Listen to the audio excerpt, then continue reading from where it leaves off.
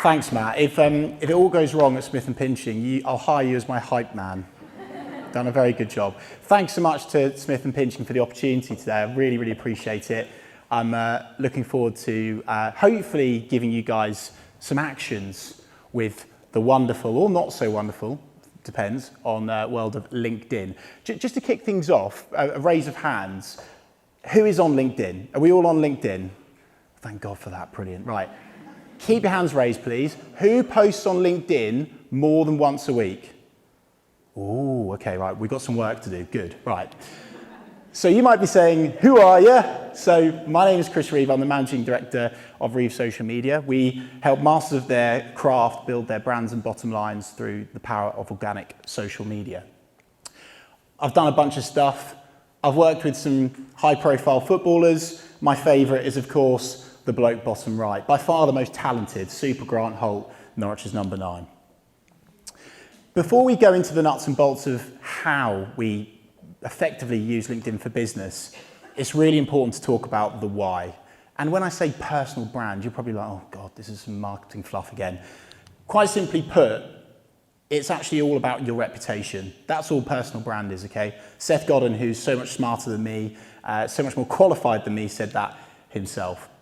Of course, by focusing on your personal brand on LinkedIn, you can improve your know, like, and trust, specifically trust, which is so important, of course.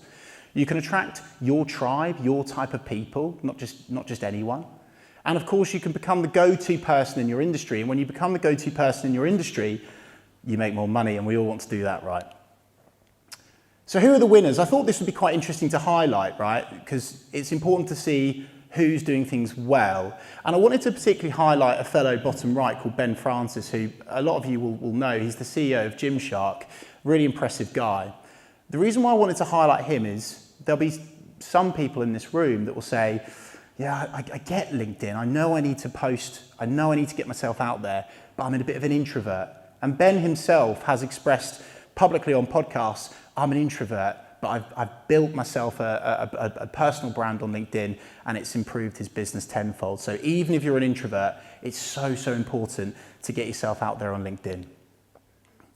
So how do I win? Let's get into it. How do I win? You're all asking. Well, I'm going to take you through a football analogy today. I'm going to take you up the career rankings of a classic footballer, okay? So we're kicking it off with the Sunday League standard of LinkedIn, okay? So this is just a real bog standard stuff that you all need to tick off.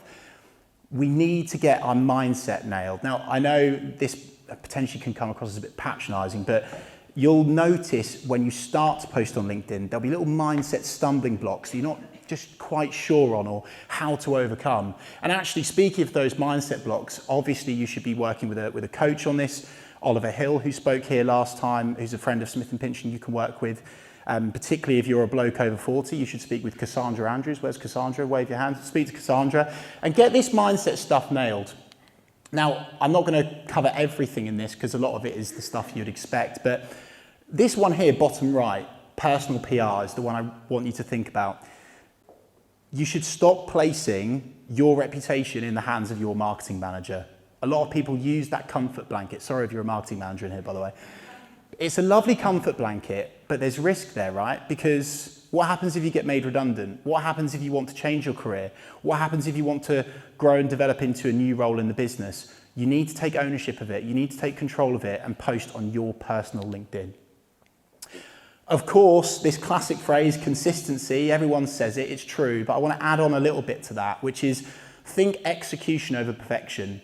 I was speaking to a couple of delegates prior to this today, actually, and they were saying, yeah, Chris, I know, but I've spent ages writing it, or it's not quite ready, or things like that. You need to get stuff out there. It doesn't have to be perfect. I actually am a big believer that the perfect social media post doesn't exist. There's always something you can tweak, you can change depending on the platform, the time, the algorithm. There's all sorts of stuff. So just make sure you're leaving a digital footprint on LinkedIn for whatever your commercial or personal objectives are.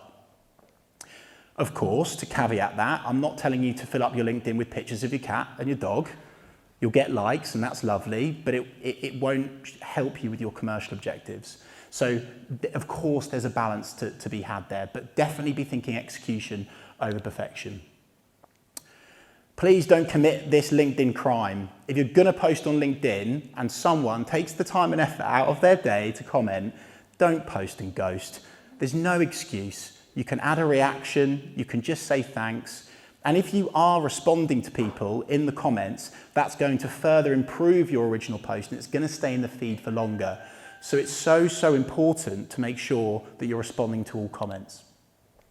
Right, we're done the Sunday League stuff. Let's take you up to the academy now. You've been scouted, you're ready for the academy. And in the academy, one of the things that you can do is set out some content pillars. Again, a classic marketing phrase. Now, the great thing about setting content pillars for your LinkedIn personal activity and content that you're doing is it avoids writer's block, because there'll be times where you rock up to your desk on a Monday morning, like, oh God, that Chris Reeve bloke's told me to post on LinkedIn. Oh, I don't know what to write. You know, where do I start? So think about these three things. Just a couple of takeaway examples here, right? So on a Monday, you might be thinking, well, I'm going to post something today that will help towards our business objectives. On a Wednesday, I'm going to post something that's actually about my personal values or our business values. And perhaps on a Friday, we might go personal goals. You know, are you doing a charity run? Big up to Adam, by the way. He's Adam from Loads for Less, who's doing lots of walking on a Saturday morning at the moment, various charity links. Perhaps you'll post about your personal goals. And going back to that know, like, and trust point, people will like you more if you share your personal story on there. Really, really good thing to do. A great filter for all content is think edutaining. Am I educating people? Am I entertaining people? Am I inspiring people? That is another good filter to put all your content through. And of course, evergreen content gets everyone out of trouble. What can you mass produce in advance and publish at whatever time so you're so super consistent? Think about your evergreen content too. Of course, you should use a tool for this. And there's a bunch of these tools that are mostly all free, actually, which I'd highly advise that you make sure you jump on. So do take a picture of the screen. Actually, I'm sure Teresa will send you a copy of the PDF afterwards. A lot of these are copyright-free image websites, which you can kind of just say, yeah, thanks for that, Chris, but not that interesting. But the three I want to highlight is Buffer, top left. If you mass produce your evergreen content for LinkedIn in advance, so for example, it might be lots of your company blogs and articles with your own personal opinion on top of, you can bung them in this scheduling tool and you can start to post on your ICP, your ideal customer's profiles time, and not on your time, because that's a trap we all fall into as well. We rock up on a Monday morning, we get our LinkedIn post out at 9 o'clock, great. And then no one likes it, no one engages, no one responds. And it's because they're busy at bloody work. Obviously they're not going to respond. So you can use Buffer and think about it. You know, are they scrolling on LinkedIn with their morning coffee on their iPad? Are they jumping on at lunchtime? Are they scrolling whilst they're having a cup of coffee at lunch? Or are they on LinkedIn at night once they put the kids to bed? But really get into the mindset of, I need to post where my customers are actually online. Sorry, I missed a point there. Canva and WordSwag, free design tools. WordSwag's a funny one, isn't it? So you're your own designer. Again, your marketing team should produce you with a lot of collateral to play with, but if they don't, you can get going yourself and you can use those tools to your advantage. A real simple one too is add a cover banner. I'm sick and tired of going on LinkedIn and seeing people with no LinkedIn cover banners. This is free advertising space, guys, right? And you can have up here something personal, something about your business, but make it really abundantly clear who you are, what you do, and how you help people. You've only got 1-2 seconds to capture someone's attention straight away. If you have this too, you'll really stand out on the Explore feed as well, which is a really, really handy thing to do. So make sure you've got a cover banner. I love this one. I've been thinking about this more and more recently because of my work with Matt Sykes of Sales Cadence, who's sitting down. Give us a wave, Matt, please. Thank you. You can use LinkedIn, particularly your About section, to not just attract your prospective clients, but detract the time wasters, which everyone's scared of talking about. And we can do this by asking questions in our About section. And when they go through those questions, they'll either say yes or they'll say no. And it's fantastic because then obviously it saves you lots of time. The great thing about your About section too is as of tomorrow, your About section should, in theory, I've been told, go further up in your profile too. So if you've not even actually produced the copy for your About section yet, make sure that you've done that. But include questions and think about qualifying and disqualifying people. And of course, speak to Matt Sykes from Sales Cadence if you want any advice on that. You've got to engage, guys. Social media is about being social. You can't just post stuff on LinkedIn and go, yeah, there you go, that'll do, out of the way. Make sure you're going out there and support your colleagues, right? I know a lot of people in here, we're all colleagues of each other and stuff. You know, be responding. You know, that's interesting, Glenn. Oh, that's a really good take, Brian. Just simple stuff like that. It massively, massively helps. So go on there, engage with others. And what happens when you engage with others is the platform rewards you and highlights your posts, and it will give your posts way more reach than ever before. So make sure, maybe you set yourself a target. Every week you're going to engage with, I don't know, 5 people a day, your partners, your clients, your prospects. Great rapport building tool. Right, you've done academy, you're up to a professional footballer now, okay? I've included Kenny, my favourite player at the moment. This is the filter that I just live and die by, okay? AEV, attention, engage, value. So all of my social posts go through this. You guys will probably have access to lots of thought leadership articles, blogs, very corporate insights and things like that. So everything that you write will be articulate, it will be interesting, it will be value adding. But if you just splurge it out like an article or like a blog, no one's going to read it. And that will be really disappointing for you. And it'll annoy me as well, because there's a lot of smart people in here that aren't getting enough attention on LinkedIn. So what I mean by attention is a scroll stopper, okay? Making sure that you're almost producing a headline, an emoji, change the font, make sure you're grabbing attention so that you can drive people further down to engage. That leads me on to that second point. Ask a question. How can you expect a response if you don't ask a question? If you ask an open-ended question, you present the reader with a knot that they'll want to untie. They can't not tie it. That's just the way that human psychology works, right? And the third one is value. People are obsessed with adding links onto everything and driving traffic and lead funnels. And not only does it look a bit naff, but actually LinkedIn will punish you for that. Not particularly, badly, but why not just give them what they need in your actual LinkedIn post? Because the way that these social platforms work is they want to keep time and attention on their platform. So don't be afraid to just give your clients the answers in the post. Trend jacking. I need to think of a new word for that, because again, that's marketing fluff. So what can you jump on that's industry trending at the moment that's related to your business? Really think about that.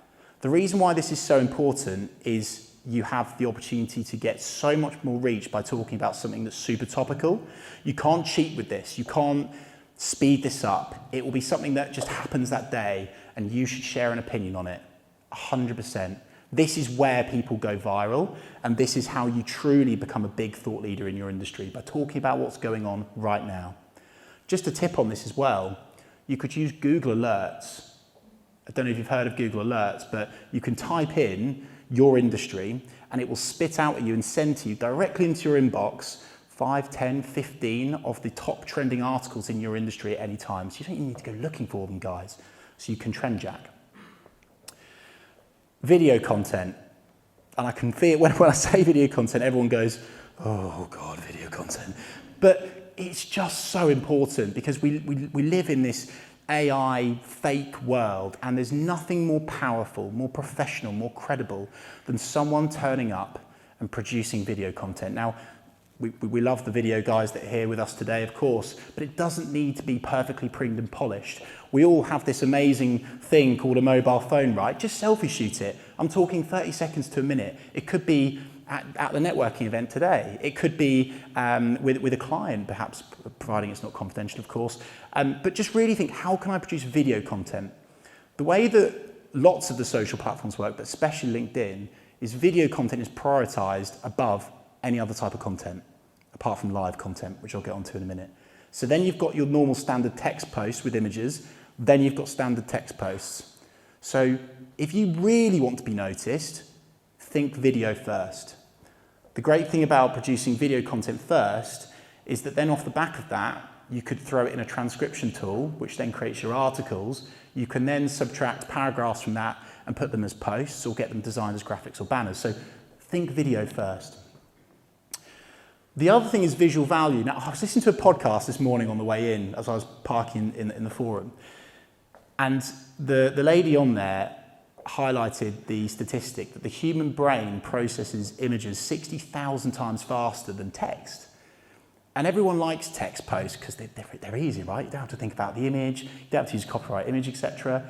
But really think about and challenge your marketing team to produce these as well. How can you easily demonstrate your client journey? How can you easily demonstrate your business process?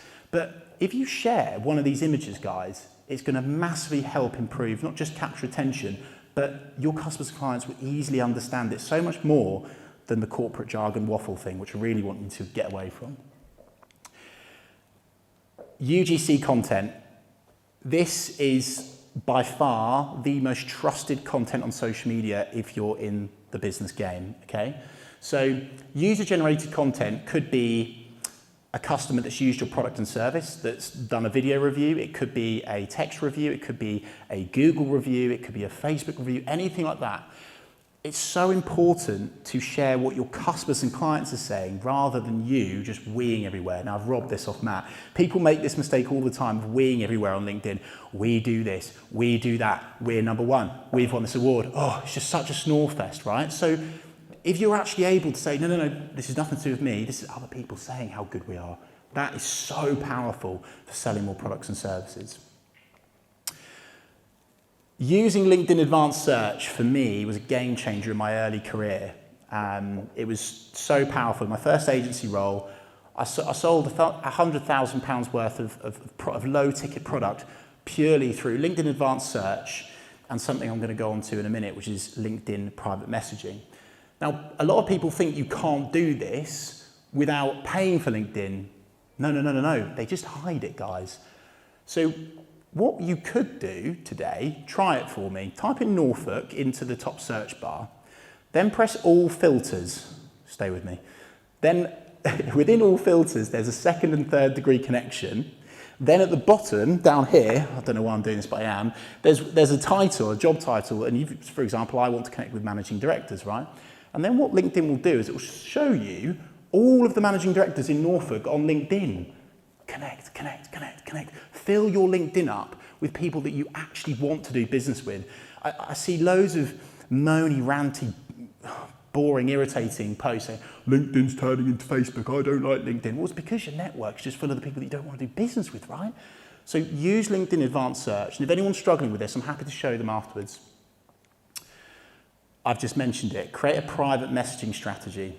I did a podcast, I think it was a couple of weeks back now, again with Matt. You're getting bored of me saying Matt now.